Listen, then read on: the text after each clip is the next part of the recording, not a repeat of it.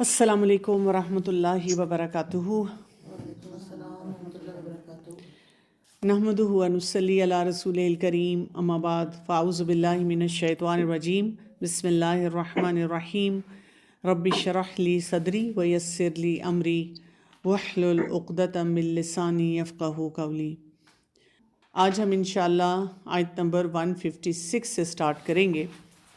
یا ایھا الذین آمنو، اے لوگو جو ایمان لائے ہو، لا تکونوا کالذین کفروا، نہ تم ہو جاؤ ان کی طرح جنہوں نے کفر کیا، وقالوا، اور انہوں نے کہا، لاخوانہم، اپنے بھائیوں کو، اذا ضربوا فی الارض، جب وہ چلے پھرے زمین میں، او کانوا عزا، اور یا وہ تھے غازی، لو کانوا عندنا ما ماتوا وما قتلوا، اگر ہوتے وہ ہمارے پاس ہمارے، نہ وہ مرتے اور نہ ہی وہ قتل کیے جاتے۔ کس ریفرنس سے ہے یہ؟ ہم غزوہ احد کے ریفرنس سے ہی بات کر رہے ہیں، لیکن آپ نوٹ کریں گے کہ جب بھی کوئی ہم واقعہ دیکھتے ہیں اور اس میں کرنے والے کام دیکھتے ہیں نا، ہمیں نا بہت سے ایسے اسباق دیے جا رہے ہوتے ہیں جو ہماری عام زندگی سے بھی بہت زیادہ ریلیٹیبل ہوتے ہیں، کہ ہم فوراً اس کے بارے میں سوچیں کہ ہاں یہاں سے مجھے یہ سیکھنا ہے، یا اس طریقے سے مجھے اپنی زندگی کو امپروو کرنا ہے، بہتر بنانا ہے۔ تو یہاں پہ کہا گیا کہ کفار کی طرح نہ ہو، کیونکہ کفار کا طریقہ کیا تھا؟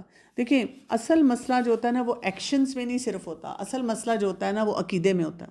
ہمیں آج کے دور میں بھی یہ مسئلہ ہے کہ ہم جب لوگوں سے ڈیلنگ کرتے ہیں تو اگر کبھی کوئی، جیسے علماء دیکھ لیں خاص طور پہ، اگر ہمیں وہ بتاتے ہیں کہ اس کو نہیں سننا، اس سے بات نہیں کرنی، اس کو کہیں انوالو نہیں کرنا، تو ہم نا کہتے ہیں یہ کیا بات ہوئی؟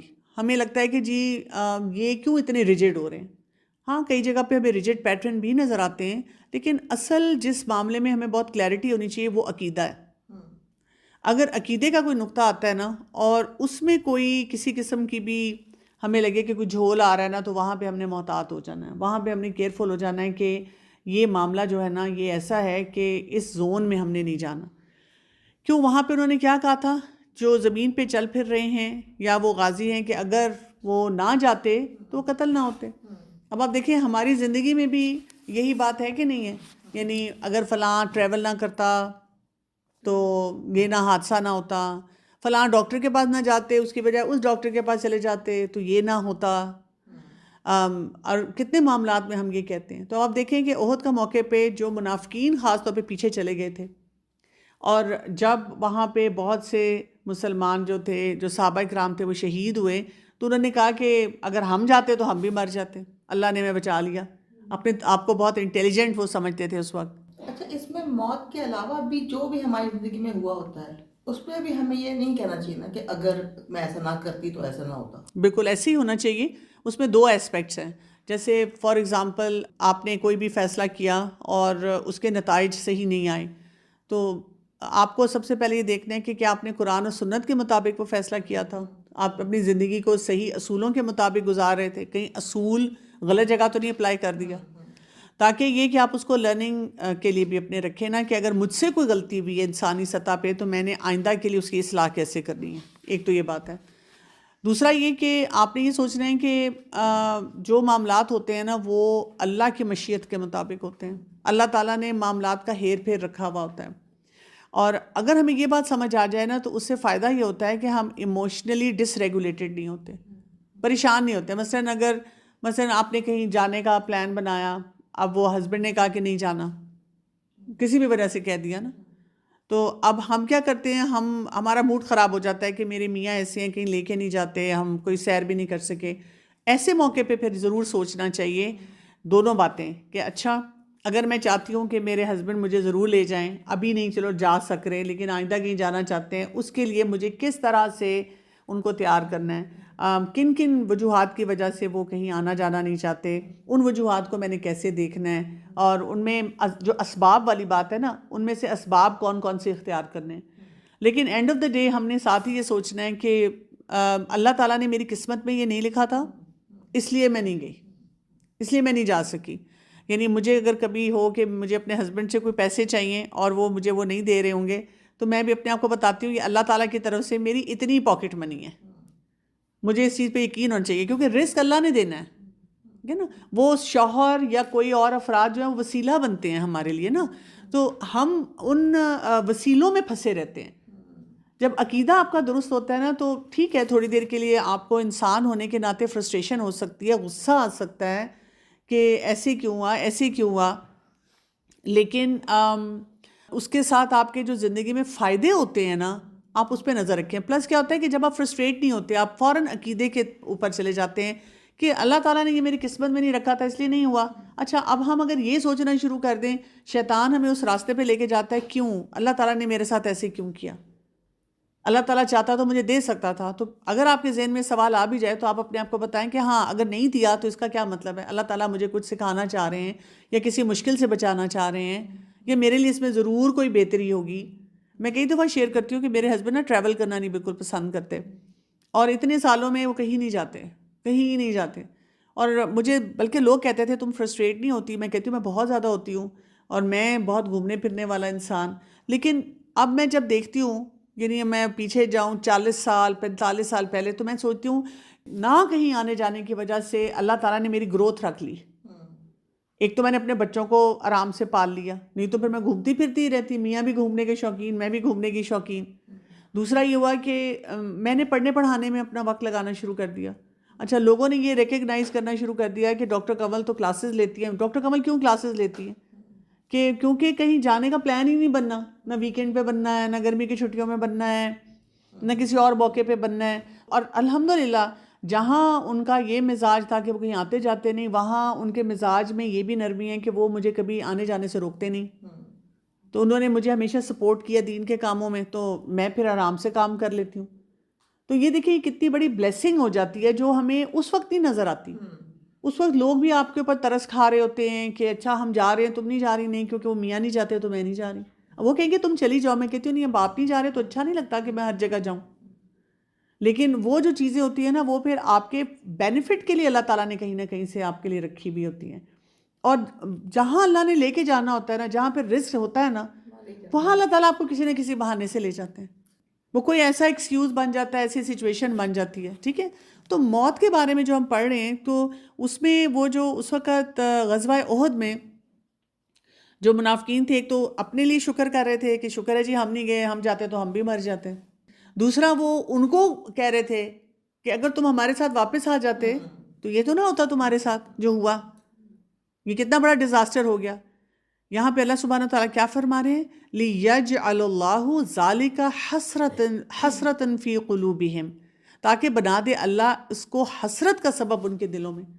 اب آپ دو پرسنالٹیز کو تھوڑا سا امیجن کریں. ایک شخص ہے, اس کی زندگی میں بھی کسی کی ڈیتھ ہو گئی ہے, اس کو افسوس تو ہوا کہ اوہو مطلب میں اس کو اس طرح کر لیتا, یہ کر لیتا, ہم فلاں ڈاکٹر کے پاس نہ جاتے. دل میں خیال امیجیٹ آتا ہے, فلاں کو دکھا لیتے, سیکنڈ اوپینین لے لیتے, وہ اس وقت نہ نکلتے, گاڑی تیز نہ چلاتے, ٹھیک ہے, ذرا صبر کر لیتے, جو بھی آپ کے دل میں خیال ہے. ساتھ ہی آپ نے عقیدے کے نقطے کو دہرایا کہ موت کا وقت مقرر ہے, جب موت کا وقت آتا ہے تو کوئی اس کو ٹال نہیں سکتا. اللہ نے یہی وقت لکھا تھا, ہم نے پڑھ لیا انا للہ و انا الیہ راجعون, اللہ کی طرف سے تھا, اور جو معاملہ تھا ہو گیا. اب ہم نے آگے کیا کرنا ہے, صدقہ جاریہ والے کام کرنے. مجھے تو اس لیے ہمیشہ اسلام اتنا پازیٹیو دین لگتا ہے. کہیں پہ بھی آپ وہ ڈیڈ اینڈ پہ نہیں آتے, ہمیشہ کوئی نہ کوئی راستہ ہوتا ہے, ہمیشہ راستہ ہے کہ آپ یہ کر سکتے ہیں, آپ یہ کر سکتے ہیں, آپ یہ کر سکتے ہیں. تو آپ صدقہ جاریہ والے کام کریں. آپ کے والدین ہیں آپ کے, میں نے ان کی اتنی خدمت ہی نہیں کی, تو ان کے جو بہن بھائی ہیں ان کا خیال رکھیں, اچھا ان کے لیے صدقہ جاریہ بنے. اسی طرح سے ان کے دوست احباب کے ساتھ اچھے تعلقات رکھیں. اللہ تعالیٰ نے تو اتنے راستے دیے, اتنے طریقے دیے ہیں, کثرت سے استغفار کریں کہ جو کمی کوتاہی رہ گی ہو اس کو حت الوسع طور پہ پورا کریں. دوسرا کردار کیا ہے کہ جب کوئی اسی طرح ڈیتھ ہوئی ہے, اب وہ اسباب میں الجھ کے رہ گیا, یہ نہ کرتے, اس سے نہ ملتے, اس نے یہ خرابی کی, اس نے یہ ایسے کیا, اس نے یہ وہ کیا. 2-3 دن پہلے کوئی مجھے بتا رہا تھا کہ جی ہم بہت قابل ڈاکٹر کے پاس فلاں فلاں جگہ گئے اپنے والد صاحب کو لے کر, ان کی میجر سرجری ہوئی, اور سرجری کے بعد ان کو بڑا سیویئر انفیکشن ہو گیا, اور اس کے بعد اب تک وہ بسترے سے نہیں اٹھے, اور ان کو کیونکہ ملٹیپل دفعہ انیستھیزیا بھی دینا پڑا, اور اس کی وجہ سے بھی ان کی طبیعت بہت خراب رہی. اب ظاہر ہے والدین مطلب گھر والوں کے لیے بہت دکھ کی بات ہے, بہت پریشانی ہے, بہت ٹرامیٹائزڈ ہیں. تو میں نے ان کو یہ کہا کہ دیکھیں جب آپ ایک بہت قابل ڈاکٹر کے پاس گئے, آپ نے اس کا ٹریک ریکارڈ دیکھا ہوگا نا کہ اس کے زیادہ تر مریض ٹھیک ہوتے ہیں, جب ہم کہتے ہیں نا بہت قابل ڈاکٹر ہے اور اس کے علاج سے زیادہ تر لوگ ٹھیک ہوتے ہیں، تو اس کا مطلب ہے وہ 80% ٹھیک ہو جاتے ہیں، وہ بھی اللہ کے اذن سے ہی ہو رہے ہوتے ہیں، کوئی انسان کا کوئی اپنا کمال نہیں ہوتا. لیکن 20% اس کے بھی مریض مر بھی رہے ہوں گے، اس کے بہت سے مریض جو ہیں وہ فوت ہو رہے ہوں گے، کمپلیکیشنز ہو رہی ہوں گی، مسئلے مسائل ہو رہے ہوں گے. اب وہ ہونے کیونکہ اللہ نے لکھا ہوا ہے، جو اللہ نے لکھا ہوا ہے وہ تو ہو کے رہے گا، وہ تو آپ ٹال ہی نہیں سکتے، اس چیز کو تو آپ ختم ہی نہیں کر سکتے. دوسرا انسان کیا کر رہا ہے؟ فرسٹریٹڈ، ڈپریسڈ، اللہ سے ناراض، رشتوں میں کٹا ہوا، لوگوں کو بتا رہا ہے فلاں کے پاس نہ جانا، اس سے بات نہ کرنا، فیئرز ڈیولپ ہو جائیں گے، اس گاڑی میں نہیں بیٹھنا، یہ نہیں کرنا، لوگوں کو نہیں جانے دینا، اور ساری زندگی روتا دھوتا اپنا وقت جو ہے نا وہ گزارنا شروع کر دیتا ہے.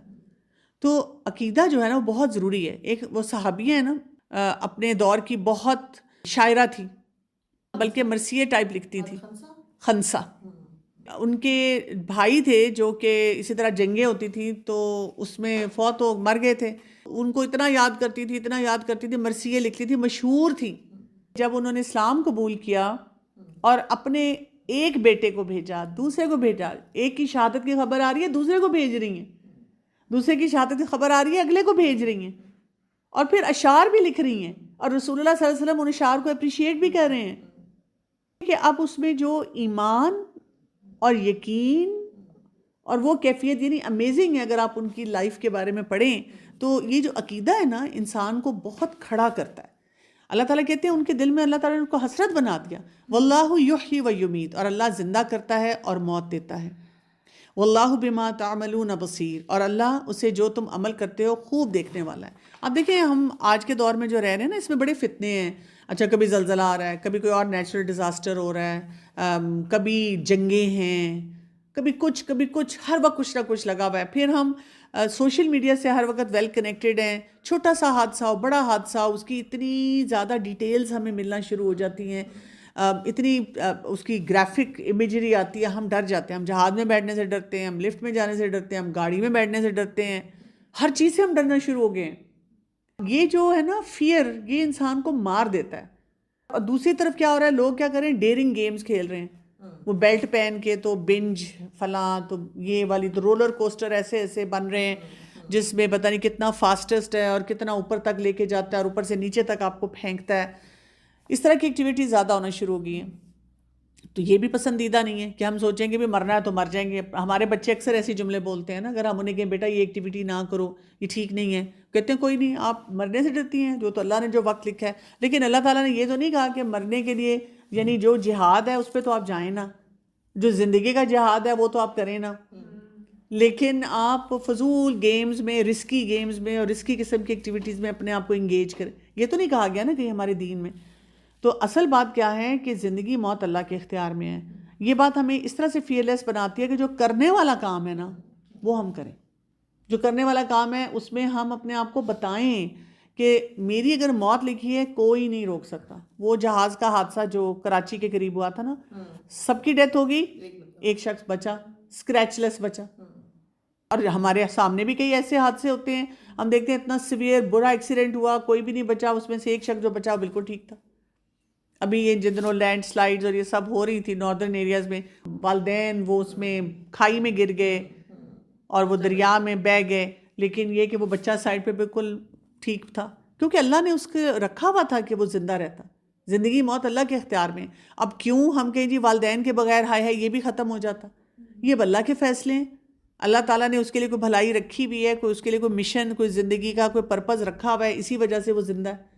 تو عقیدہ جو ہوتا ہے نا ہمیں ٹھہراؤ دیتا ہے، ہمیں جماؤ دیتا ہے، ہمیں بتاتا ہے کہ بہت سے معاملات اللہ تعالیٰ کی طرف سے فیصلے ہونے ہوتے ہیں، ہم نے بس وہ کام کرنا ہے. کیا ہے؟ واللہ بما تعملون بصیر، اور اللہ اسے جو تم عمل کر رہے ہو خوب دیکھ رہا ہے. اللہ تعالیٰ یہ دیکھتے ہیں کہ اللہ تعالیٰ نے پوری گیم تیار کی ہوئی ہے، رولز بنے ہوئے ہیں، سارے کام ہو رہے ہیں. ہمارے بس میں ایسی چیزیں ہیں ہی نہیں.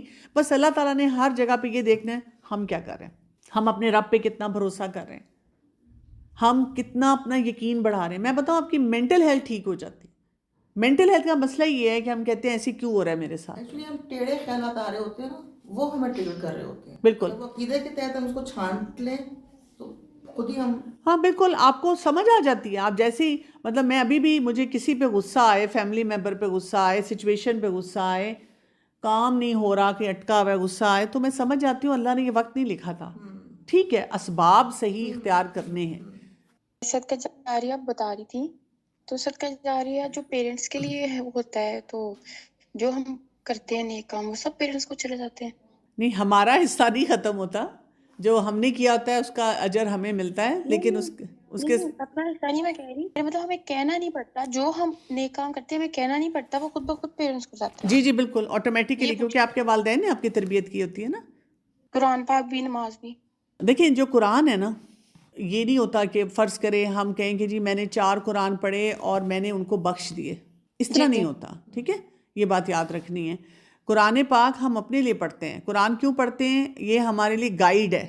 ہم نے قرآن کو پڑھنا ہے، اللہ تعالیٰ کا اس میں تعارف ہمیں ملتا ہے، زندگی گزارنے کا طریقہ ہمیں ملتا ہے، اور قرآن پڑھنے کا اپنا اجر و ثواب ہے.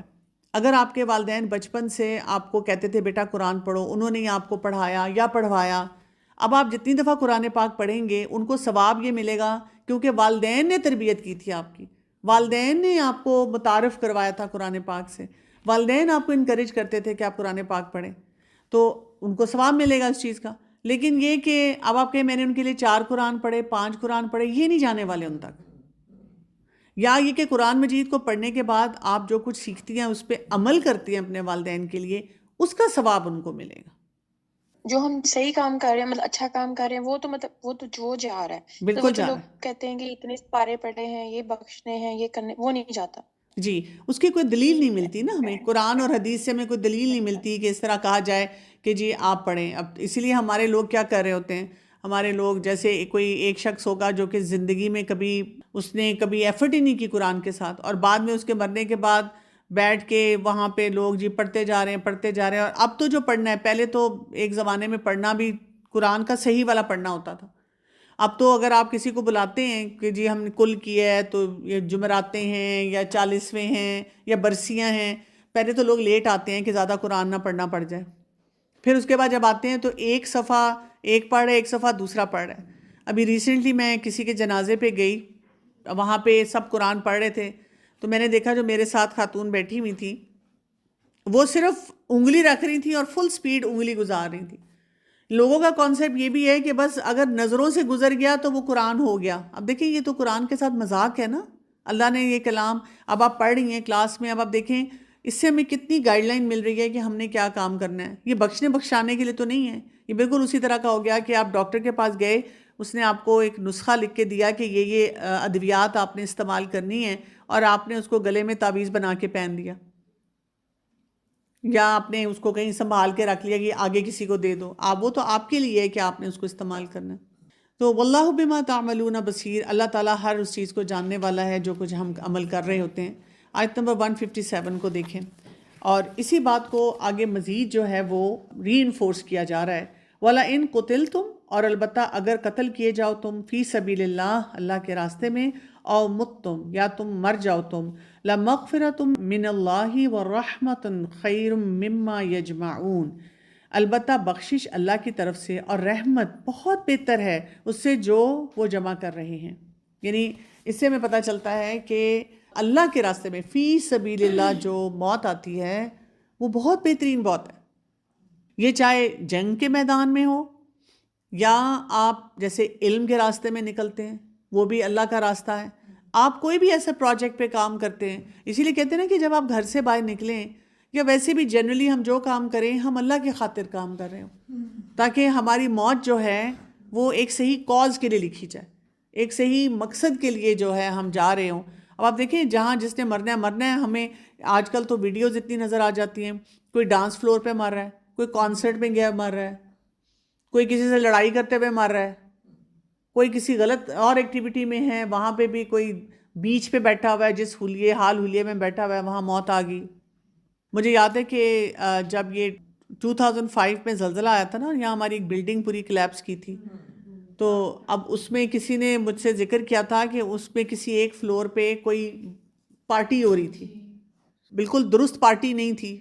تو اب دیکھیں نا، یہ بھی قرآن میں اصول ہمیں دیا گیا ہے نا، سورۃ توبہ میں جو آتا ہے یعنی یہ نہیں ہے کہ وہاں پہ کوئی نیک لوگ نہیں تھے. میں خود بہت سے لوگوں کو جانتی ہوں جو اس بلڈنگ میں تھے جو کہ بہت نیک تھے, بہت اچھے لوگ تھے, لیکن یہ کہ جب کہیں کوئی غلط کام پرسسٹنٹلی ہوتا رہتا ہے تو اس کے ریپرکشن سب کو سہنے پڑ جاتے ہیں. اصل چیز کیا ہے کہ جب ہم اللہ کے راستے میں نکلتے ہیں, ایک تو یہ کہ ہمیں یہ ڈر خوف ختم ہو جاتے ہیں, ہم تو اللہ کے راستے میں نکلے ہوئے, ہم تو اللہ کی خاطر کوئی بھی کام کر رہے ہیں. پھر آپ دیکھیں کہ اس کی جو مغفرت, اس کی بخشش, اس کی رحمت جو ہے وہ اللہ کی طرف سے ملتی ہے. تو یہاں پہ احد کے ریفرنس سے ہی وہ جتنے لوگ بعد میں مذاق اڑا رہے تھے کہ یہ کیوں کر رہے تھے اور نہ جاتے تو بچ جاتے اور ہم نے ان کو بتایا تھا, ہم تو واپس آ گئے, ہم تو بچ گئے, ان کو یہ بات بتائی جا رہی ہے کہ وہ جو گئے ہیں وہ کامیاب لوگ ہیں. جیسے اس وقت ہم دنیا میں جہاں جہاں پہ بھی دیکھیں کہ مسلمان سفر کر رہے ہیں اور اللہ کی خاطر وہ وہاں پہ سٹینڈ لے رہے ہیں, اور جب ہم ان پہ اگر کوئی ترس کھائے کہ ان کے ساتھ کیا ہو رہا ہے تو ان کا تو کوئی نہیں ہے, وہ تو دے آر ونرز. اللہ کی نظر سے دیکھا جائے, دین کی نظر سے دیکھا جائے تو اس وقت کفار نہیں جیت رہے. کون جیت رہا ہے؟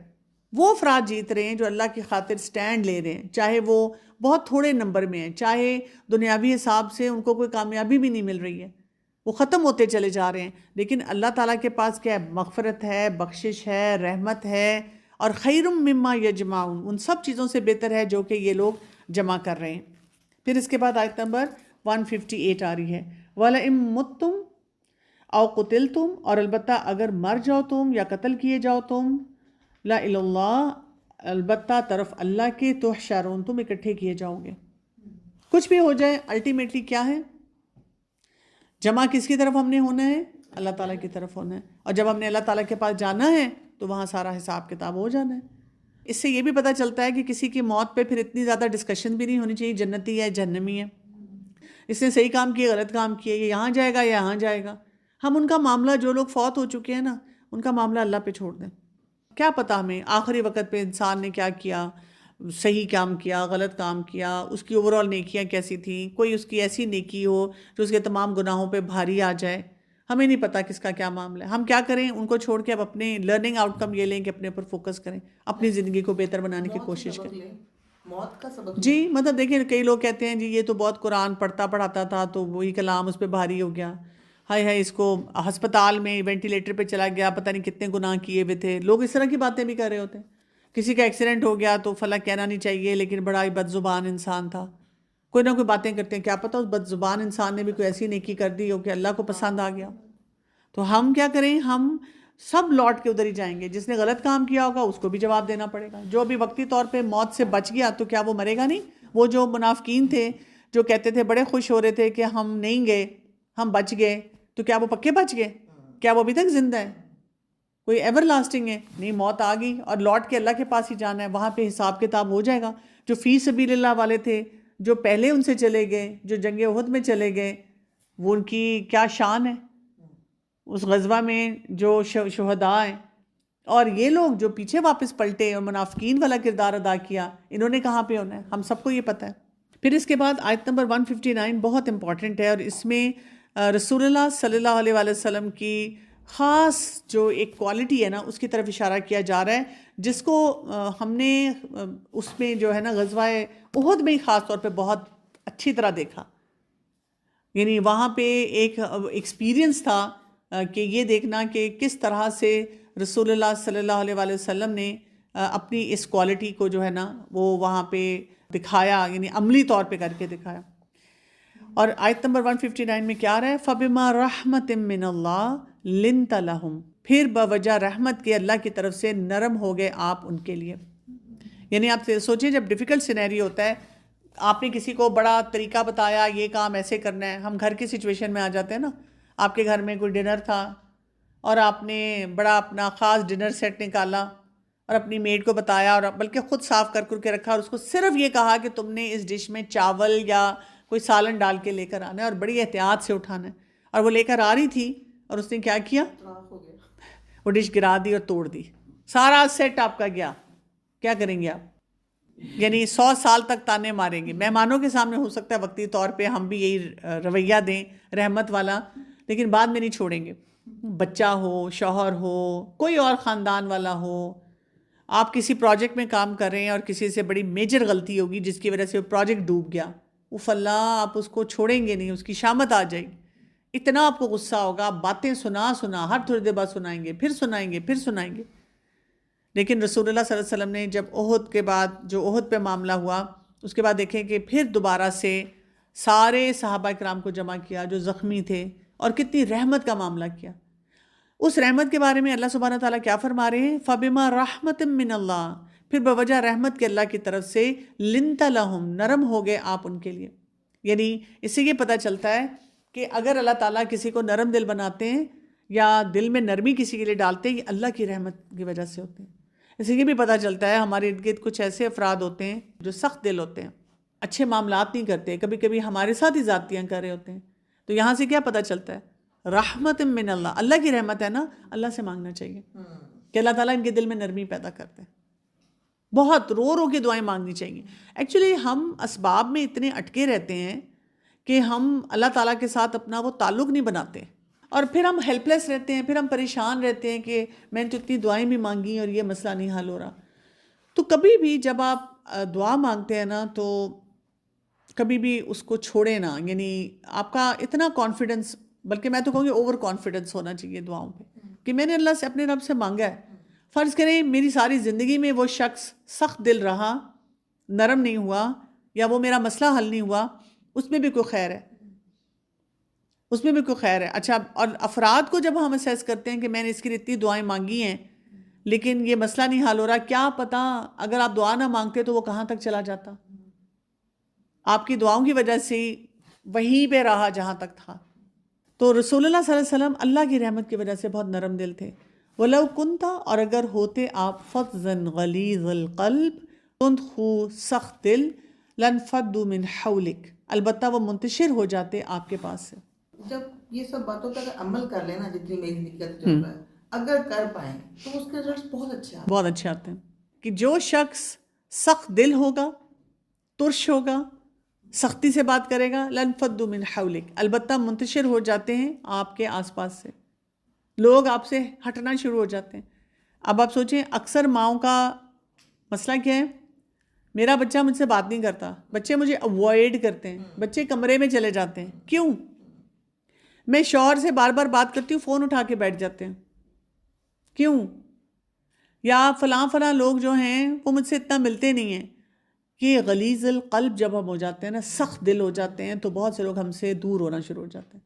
اچھا، ہمیں نا یہ نہیں سمجھ آتی، جیسے مجھ سے تو بہت زیادہ پیرنٹس پوچھتے رہتے ہیں نا ہر وقت کے بچوں کے ساتھ، مطلب میں تو بہت نرم ہوں، میں نے اس کو نیا فون لے کے دیا ہوا ہے، لیپ ٹاپ بھی لے کے دیا ہے، بچے کھانا بھی باہر کھاتے ہیں. نہیں، یہ نرم دل ہونا نہیں ہے، یہ تو آپ اس کی وانٹس کو، ان کی چاہتوں کو بڑھا رہے ہیں. نرم دل ہونا یہ کہ آپ بات نرمی سے کریں، گلے لگائیں، پیار سے بولیں کہ بیٹا یہ نہیں ہو سکتا. بچہ 6 دفعہ 7 دفعہ 100 دفعہ آ کے آپ کو کہے، ہماری تو 10ویں دفعہ بس ہو جاتی ہے. ہم کہتے ہیں دراصل اس نے میرا نا دماغ خراب کر دیا، میٹر گھما دیا، پیچھے ہی پڑ جاتے ہیں.